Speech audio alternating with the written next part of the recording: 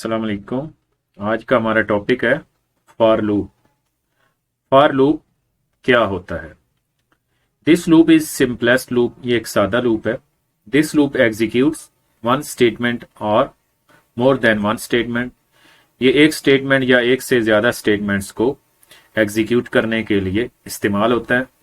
It executes statements again and again until condition become false. ये loop तब तक statements को एग्जीक्यूट करते रहता है जब तक कंडीशन फॉल्स नहीं हो जाती। It is also called counter control loop.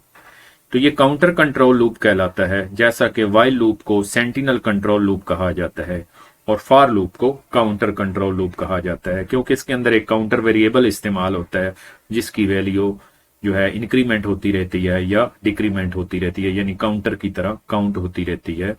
तो इस वजह से इसको काउंटर कंट्रोल लूप भी कहा जाता है।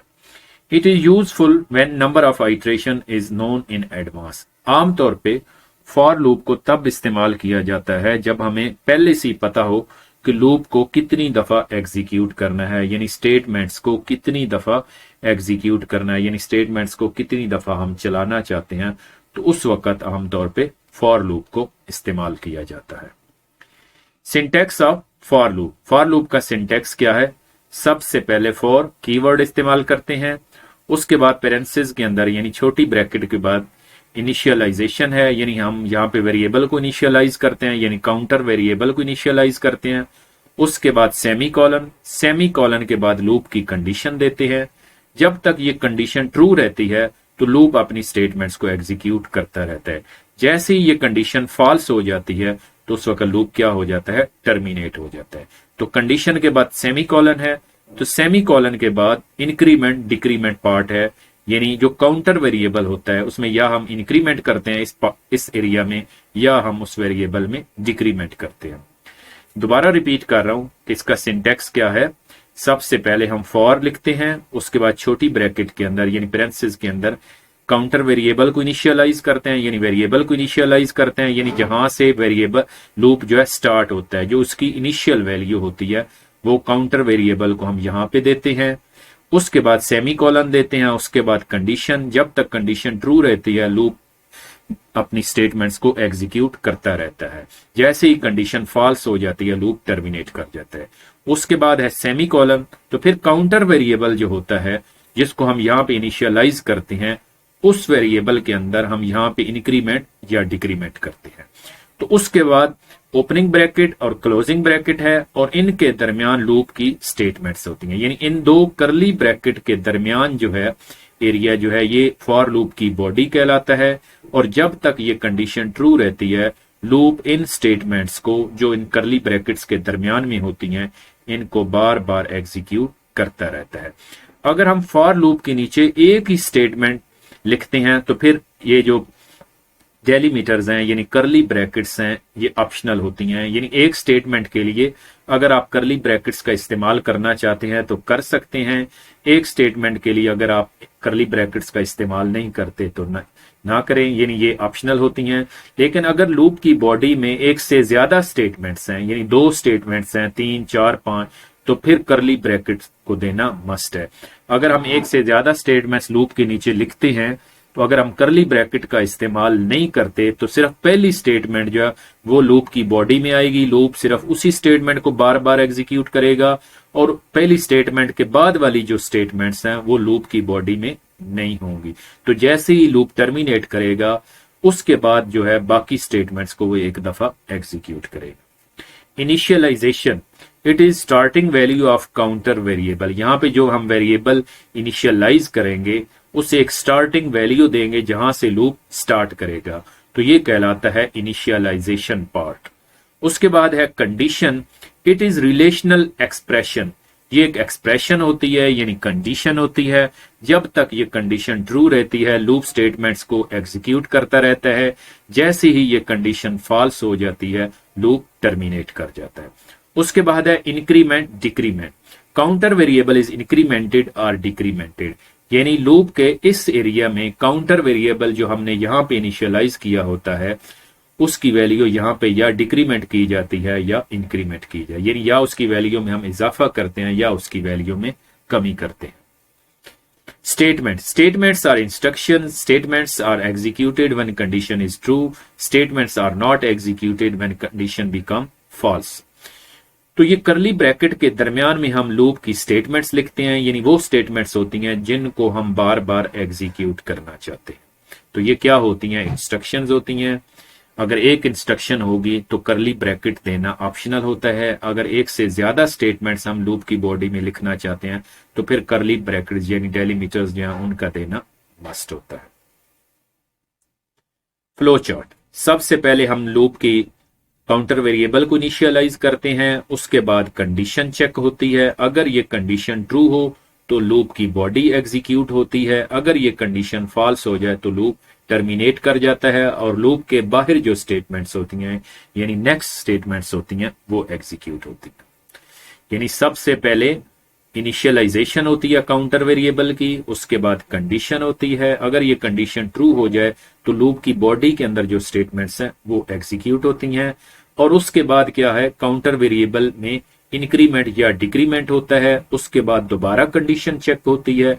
अगर ये ट्रू हो तो फिर लूप की बॉडी एग्जीक्यूट होती है। फिर काउंटर वेरिएबल में इंक्रीमेंट या डिक्रीमेंट होता है, फिर कंडीशन चेक होती है। और अगर कंडीशन ट्रू है तो फिर लूप की बॉडी एग्जीक्यूट होती है यानी स्टेटमेंट्स एग्जीक्यूट होती हैं। फिर काउंटर वेरिएबल में इंक्रीमेंट डिक्रीमेंट होता है। इसी तरह फिर कंडीशन को चेक किया जाएगा। जब तक कंडीशन ट्रू रहेगी लूप की बॉडी एग्जीक्यूट होती रहती है और हर दफा काउंटर वेरिएबल में इंक्रीमेंट या डिक्रीमेंट होता है।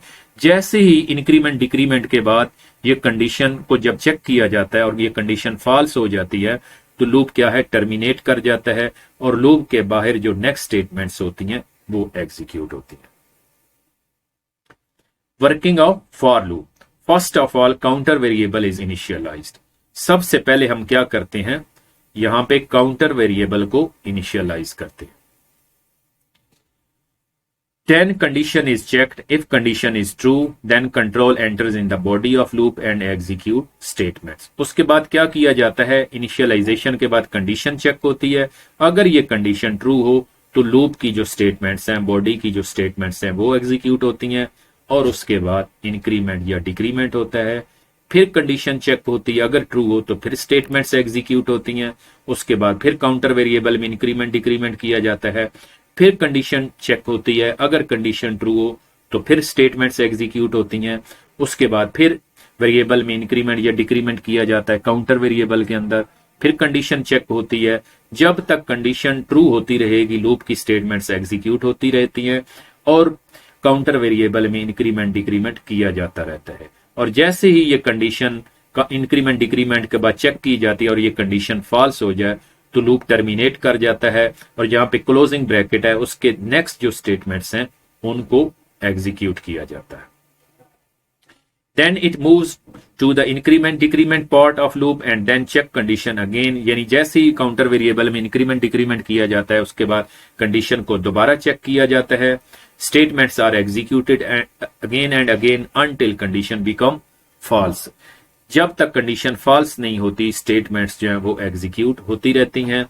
If condition remain true then loop execute statements again and again. जब तक कंडीशन ट्रू रहती है लूप स्टेटमेंट्स को बार बार एग्जीक्यूट करता रहता है।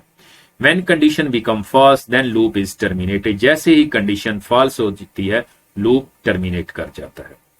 आइए प्रोग्राम एग्जांपल से समझते हैं कि फॉर लूप कैसे काम करता है। सबसे पहले यहाँ पे एक वेरिएबल डिक्लेयर किया गया है इंट n। उसके बाद आपने लिखना है फॉर और पेरेंथेसिस के अंदर यानी छोटी ब्रैकेट के अंदर आपने उसको एक इनिशियल वैल्यू देनी है n इक्वल 1। आप यहां पर भी वेरिएबल को इनिशियलाइज कर सकते हैं इंट n इक्वल 1, यानी आप यहां पर भी लिख सकते हैं इंट n इक्वल 1।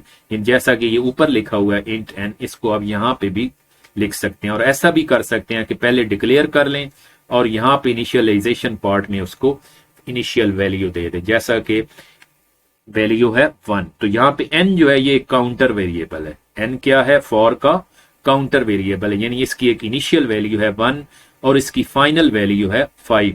तो ये लूप जो है 1 से स्टार्ट होगा और ये 5 वैल्यू तक जाएगा। तो इसकी कंडीशन क्या है इस फॉर लूप की, n <= 5। और उसके बाद ये इंक्रीमेंट डिक्रीमेंट पार्ट है फॉर लूप का, n प्लस प्लस। तो यहां पे काउंटर वेरिएबल के अंदर इंक्रीमेंट किया जा रहा है, तो आप यहां पर जरूरत के मुताबिक काउंटर वेरिएबल के अंदर डिक्रीमेंट भी कर सकते हैं। सबसे पहले n की वैल्यू है 1, उसके बाद यहां पे कंडीशन चेक होगी n लेस देन इक्वल 5, यानी 1 लेस देन इक्वल 5, क्योंकि 1 लेस देन इक्वल 5 होता है, कंडीशन ट्रू है। तो जैसे ही कंडीशन ट्रू होगी लूप की बॉडी की स्टेटमेंट्स एग्जीक्यूट होंगी। इसमें एक ही स्टेटमेंट है तो ये एग्जीक्यूट होगी और स्क्रीन पे प्रिंट होगा सी प्रोग्रामिंग /n, यानी सी प्रोग्रामिंग प्रिंट होगा और उसके बाद कंट्रोल नई लाइन पे चला जाएगा। स्टेटमेंट्स को एग्जीक्यूट करने के बाद क्या होगा, तो n वेरिएबल की वैल्यू में इंक्रीमेंट होगा। n वेरिएबल की वैल्यू क्या है, पहले 1 थी तो इंक्रीमेंट से क्या हो जाएगी 2। तो उसके बाद क्या होगा, फिर कंडीशन चेक होगी 2 लेस देन इक्वल 5, तो 2 5 से लेस होता है तो कंडीशन ट्रू है। तो दोबारा स्टेटमेंट एग्जीक्यूट होगी बॉडी की print f C programming /n, तो स्क्रीन पे प्रिंट होगा सी प्रोग्रामिंग और कंट्रोल /n की वजह से नई लाइन पे जाएगा। उसके बाद फिर n प्लस प्लस पार्ट पे आएगा, यानी इंक्रीमेंट डिक्रीमेंट पार्ट पे आएगा और यहाँ पे n वेरिएबल जो कि काउंटर वेरिएबल है उसकी वैल्यू में इंक्रीमेंट होगा। इंक्रीमेंट होने के बाद फिर कंडीशन चेक होगी, यानी n की वैल्यू हो चुकी है 3 लेस देन इक्वल 5, तो ये कंडीशन ट्रू है। तो फिर ये स्टेटमेंट एग्जीक्यूट होगी प्रिंट एफ सी प्रोग्रामिंग, तो स्क्रीन पे प्रिंट होगा सी प्रोग्रामिंग। उसके बाद फिर इंक्रीमेंट डिक्रीमेंट पार्ट पे कंट्रोल जाएगा n प्लस प्लस, तो n वेरिएबल जो कि काउंटर वेरिएबल है उसकी वैल्यू 4 हो जाएगी। तो उसके बाद फिर चेक होगी condition n less than equal 5, यानी 4 लेस देन इक्वल 5, तो कंडीशन ट्रू है।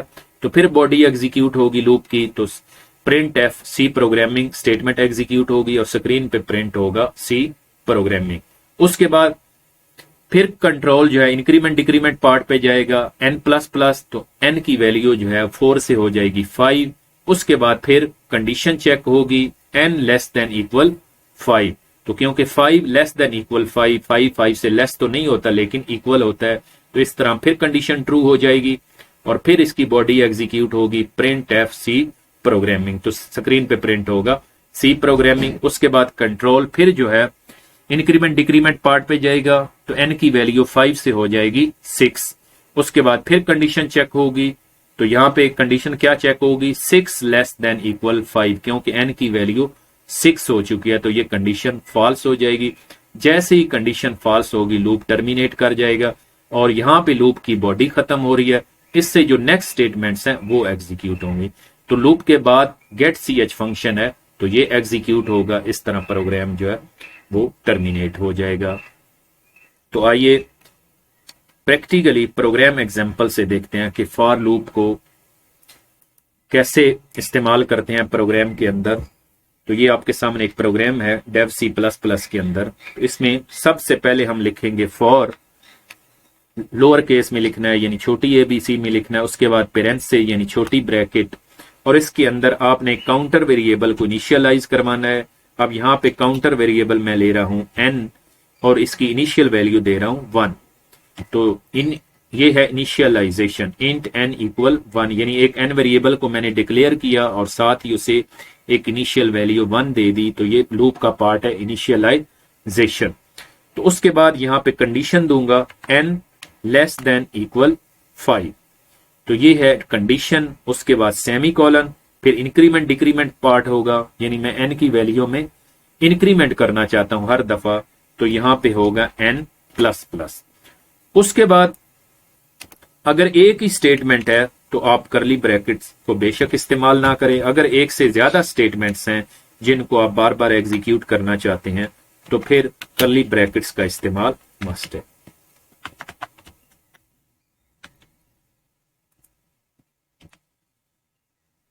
अब ये लूप कैसे वर्क करेगा, सबसे पहले एक वेरिएबल इनिशियलाइज करवाया गया, ये काउंटर वेरिएबल है 1, यानी n क्या है काउंटर वेरिएबल और इसकी इनिशियल वैल्यू क्या है 1। तो उसके बाद कंडीशन चेक होगी यानी 1 लेस देन इक्वल 5,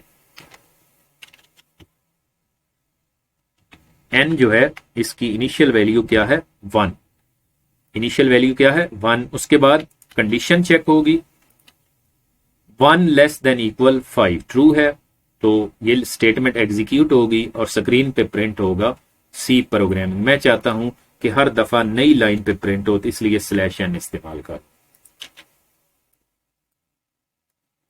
उसके बाद इस स्टेटमेंट को एग्जीक्यूट करने के बाद कंट्रोल जाएगा इंक्रीमेंट डिक्रीमेंट पार्ट पे, तो n की वैल्यू 1 से हो जाएगी 2। उसके बाद इंक्रीमेंट डिक्रीमेंट करने के बाद लूप की कंडीशन चेक होती है, यानी 2 लेस देन इक्वल 5, क्योंकि अब n की वैल्यू क्या है 2, 2 लेस देन इक्वल 5, तो कंडीशन ट्रू है, तो दोबारा लूप की स्टेटमेंट्स एग्जीक्यूट होंगी, यानी सी प्रोग्रामिंग, और स्क्रीन पे प्रिंट होगा सी प्रोग्रामिंग। उसके बाद /n की वजह से कंट्रोल नई लाइन पे जाएगा। तो इस स्टेटमेंट को एग्जीक्यूट करने के बाद कंट्रोल जो है दोबारा इंक्रीमेंट डिक्रीमेंट पार्ट पे जाएगा, तो यहां पे n की वैल्यू 2 से हो जाएगी 3। तो इंक्रीमेंट डिक्रीमेंट पार्ट के बाद कंडीशन चेक होती है, यानी कंडीशन क्या चेक होगी 3 लेस देन इक्वल 5, क्योंकि n की वैल्यू हो चुकी है 3, 3 लेस देन इक्वल 5, तो 3 जो है 5 से लेस होता है, इस वजह से ये कंडीशन क्या है ट्रू है। तो उसके बाद दोबारा स्टेटमेंट एग्जीक्यूट होगी और स्क्रीन पे प्रिंट होगा स्क्रीन सी प्रोग्रामिंग। उसके बाद फिर कंट्रोल जो है इंक्रीमेंट डिक्रीमेंट पार्ट पे जाएगा, तो यहां पे n वेरिएबल की वैल्यू फिर इंक्रीमेंट होगी, इजाफा होगा, यानी 3 से हो जाएगी 4। तो इंक्रीमेंट डिक्रीमेंट पार्ट के बाद लूप की कंडीशन चेक होती है, यानी हर दफा इंक्रीमेंट डिक्रीमेंट पार्ट के बाद कंडीशन चेक होती है। तो अब कंडीशन क्या बन रही है 4 लेस देन इक्वल 5, क्योंकि आप देख रहे हैं कि n की वैल्यू क्या है 4 है, 4 लेस देन इक्वल 5, तो 4 जो है 5 से लेस होता है, कंडीशन ट्रू है। तो जब भी लूप की कंडीशन ट्रू होगी तो लूप की स्टेटमेंट्स एग्जीक्यूट होंगी, तो स्क्रीन पे प्रिंट होगा सी प्रोग्रामिंग। उसके बाद कंट्रोल फिर जो है इंक्रीमेंट डिक्रीमेंट पार्ट पे जाएगा, n की वैल्यू क्या हो जाएगी 4 से 5। तो इंक्रीमेंट डिक्रीमेंट पार्ट के बाद कंडीशन चेक होती है, तो कंडीशन क्या चेक होगी 5 लेस देन इक्वल 5, क्योंकि n की वैल्यू अब क्या है 5। तो 5 जो है वो 5 से लेस तो नहीं होता, लेकिन इक्वल होता है, तो इस वजह से ये कंडीशन क्या है ट्रू है।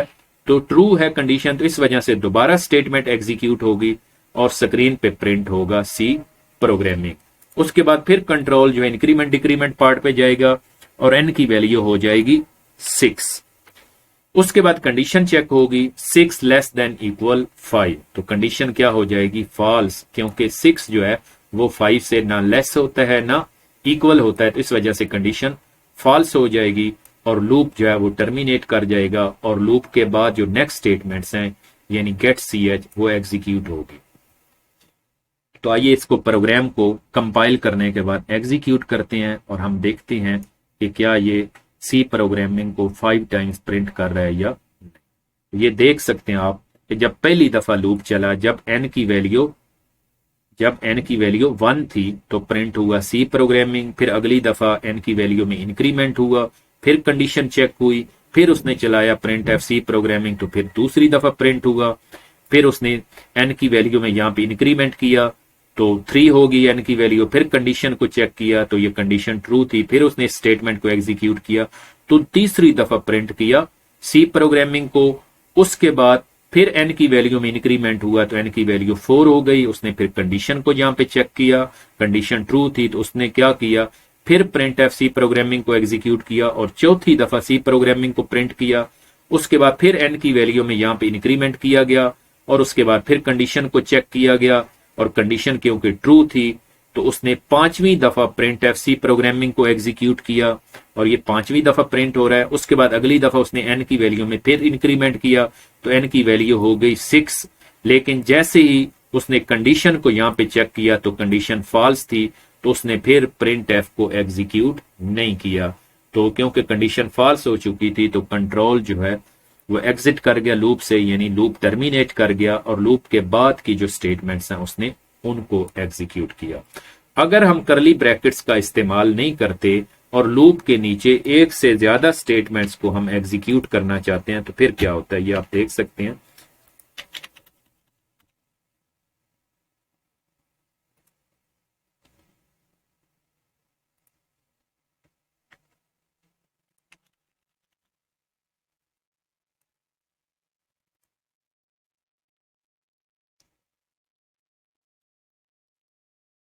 ये आप देख सकते हैं कि इस वक्त ये फॉर लूप है तो इसके नीचे मैंने 3 स्टेटमेंट्स को लिखा है।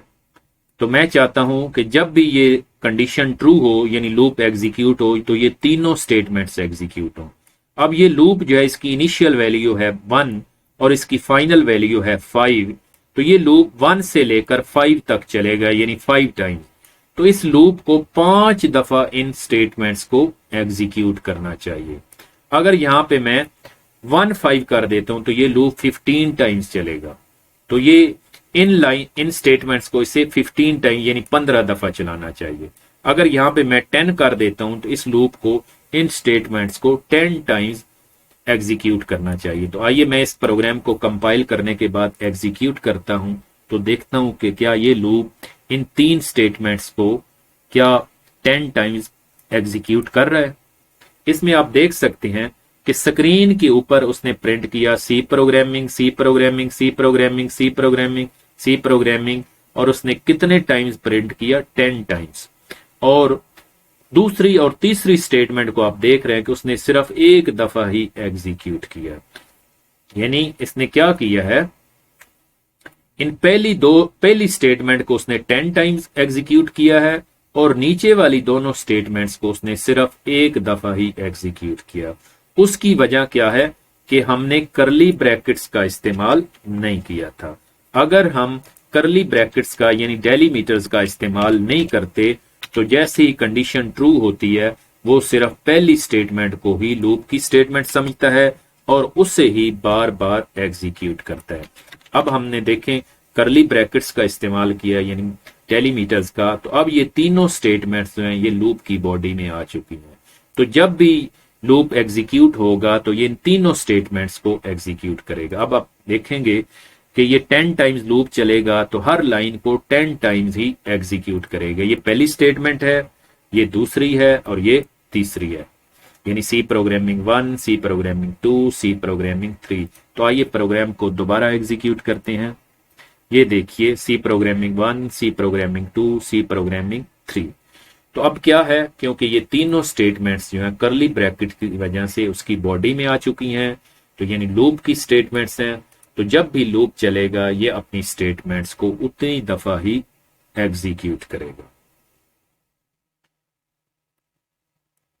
अब यहां पे मैं फाइनल वैल्यू 5 कर देता हूं तो ये लूप जो है ये अपनी स्टेटमेंट्स को कितनी दफा एग्जीक्यूट करेगा, 5 टाइम्स, क्योंकि ये लूप टोटल 5 टाइम्स एग्जीक्यूट होगा। ये देखें, अगर यहां पे मैं 100 कर देता हूं तो ये लूप इनिशियल वैल्यू 1 यानी 1 से स्टार्ट होगा और कहां तक चलेगा, 100 तक, यानी ये लूप टोटल 100 टाइम एग्जीक्यूट होगा और इन तीनों लाइनों को 100 टाइम्स क्या करेगा, एग्जीक्यूट करेगा। आइए देखते हैं, ये देखेंगे उसने क्या किया, इन तीनों स्टेटमेंट्स को 100 टाइम्स क्या किया, एग्जीक्यूट किया। तो फॉर लूप के अंदर आप काउंटिंग भी प्रिंट करवा सकते हैं। काउंटिंग कैसे प्रिंट करवा सकते हैं, यानी अगर हम 1 to 10 काउंटिंग प्रिंट करवाना चाहते हैं तो हम कैसे प्रिंट करवा सकते हैं। यहां पे हम लिख सकते हैं मॉड्यूलस टी, उसके बाद /n, यानी हर दफा जो है नई लाइन पे प्रिंट होंगे, कोमा n। तो यहां पे हम क्या इस्तेमाल कर सकते हैं, n।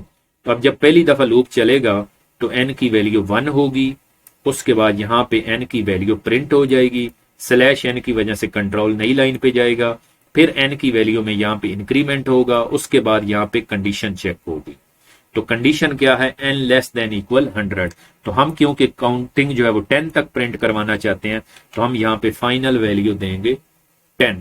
अगर हम काउंटिंग 1 से स्टार्ट कर रहे हैं तो इनिशियल वैल्यू देंगे 1, और अगर हम 10 तक प्रिंट करवा रहे हैं तो फाइनल वैल्यू देंगे 10। अगर हम काउंटिंग 0 से स्टार्ट करना चाहते हैं 0 to 10 तो इनिशियल वैल्यू देंगे 0 और फाइनल वैल्यू देंगे 10।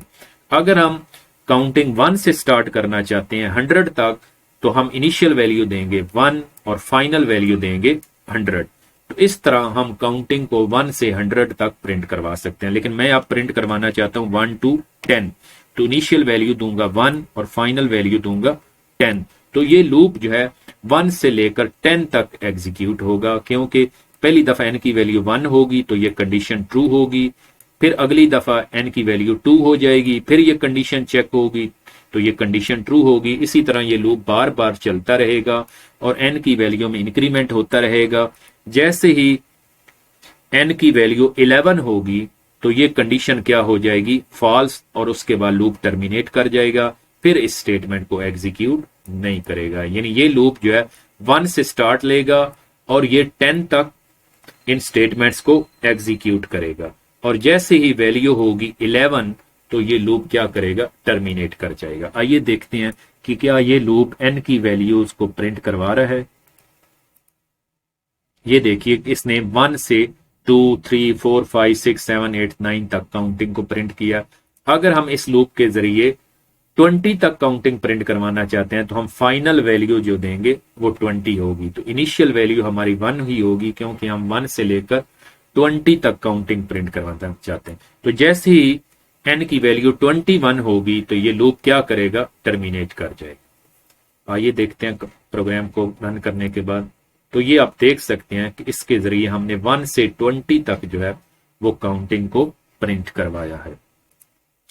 तो इस तरह आप फॉर लूप को इस्तेमाल कर सकते हैं कि अपनी ज़रूरत के मुताबिक, यानी अगर आप स्टेटमेंट्स को बार बार एग्जीक्यूट करना चाहते हैं और अगर आपको ऑलरेडी पता है कि मैंने लूप को कितनी दफ़ा एग्जीक्यूट करवाना है, यानी स्टेटमेंट्स को कितनी दफ़ा एग्जीक्यूट करवाना है, तो उसके लिए फॉर लूप जो है वो सबसे बेस्ट है।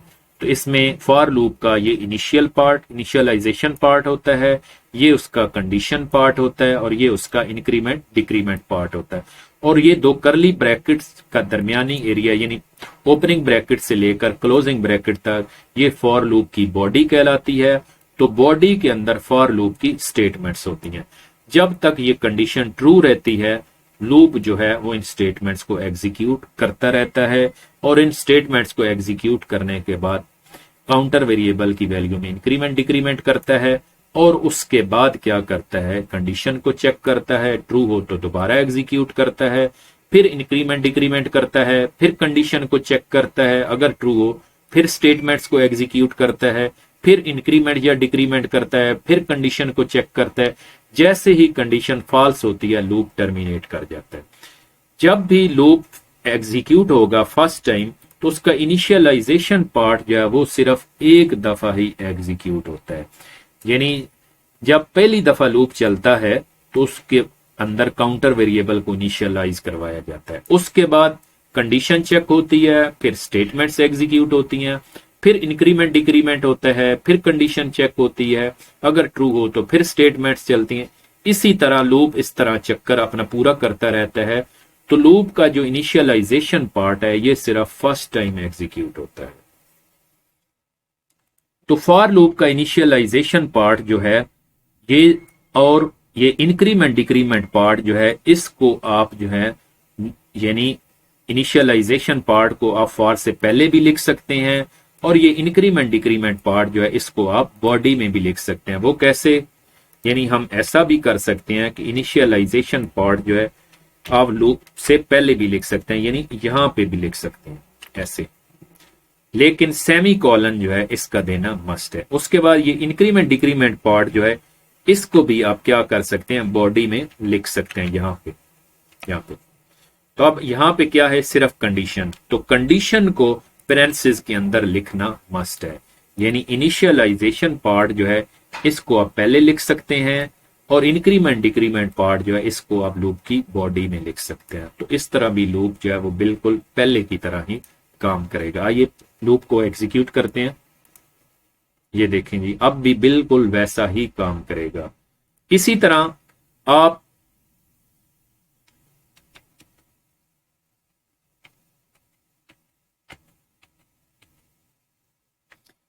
आप यहां पे लूप को, काउंटर वेरिएबल को डिक्लेयर भी करवा सकते हैं, और आप इससे पहले भी इस तरह एन वेरिएबल को डिक्लेयर करवा दें और इनिशियल वैल्यू आप बेशक यहां पे दे दें। यानी डिक्लेयर आप पहले करवा दें और इनिशियल वैल्यू आप यहां पे दे दें। उसके बाद कंडीशन, उसके बाद इंक्रीमेंट डिक्रीमेंट। यानी हम काउंटर वेरिएबल को पहले डिक्लेयर कर सकते हैं, और इनिशियलाइजेशन पार्ट में सिर्फ हमको उसको इनिशियल वैल्यू दे सकते हैं, और उसके बाद कंडीशन, और उसके बाद इंक्रीमेंट डिक्रीमेंट। तो इसी तरह हम फॉर लूप से रिवर्स काउंटिंग भी प्रिंट करवा सकते हैं। यानी अभी तो जो हमने प्रोग्राम बनाया है इसमें इंक्रीमेंट ही हो रहा है, तो हम डिक्रीमेंट भी इस्तेमाल कर सकते हैं। तो रिवर्स काउंटिंग जो है वो हम प्रिंट करवा सकते हैं। उसके लिए क्या होगा कि हमें इनिशियल वैल्यू जो है वो बड़ी देनी होगी, यानी वो 10 होगी, और उसके बाद जो हमारी फाइनल वैल्यू होगी उसे हमने छोटी वैल्यू देना होता है।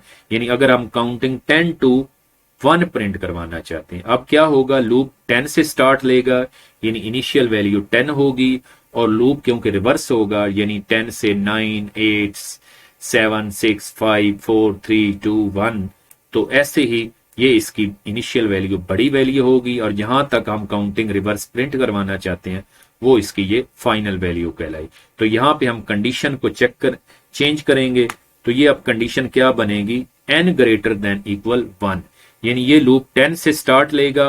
हर दफा यहां पे क्या हम करेंगे, n वेरिएबल की वैल्यू में डिक्रीमेंट करेंगे, यानी पहली दफा n की वैल्यू 10 होगी तो स्क्रीन पे n की वैल्यू प्रिंट होगी 10। फिर अगली दफा क्या होगा, n की वैल्यू में डिक्रीमेंट होगा, यानी क्या हो जाएगी, 10 से 9 हो जाएगी। 10 से डिक्रीमेंट की वजह से यहाँ पे डिक्रीमेंट होगा तो 10 की वैल्यू 9 हो जाएगी। तो यहाँ पे कंडीशन चेक होगी n ग्रेटर देन इक्वल 1, तो क्या n की वैल्यू 1 से ग्रेटर है, तो 9 जो है वो 10 से ग्रेटर होती है, इस वजह से ये कंडीशन ट्रू होगी और स्क्रीन पे प्रिंट होगा 9।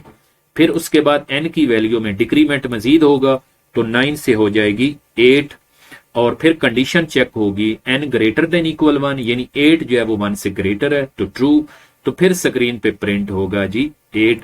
इसी तरह फिर डिक्रीमेंट होगा तो n की वैल्यू क्या हो जाएगी 7, तो फिर क्या होगा, कंडीशन चेक होगी 7 ग्रेटर देन इक्वल 1 होता है तो ट्रू होता है, तो फिर स्क्रीन पे प्रिंट होगा 7।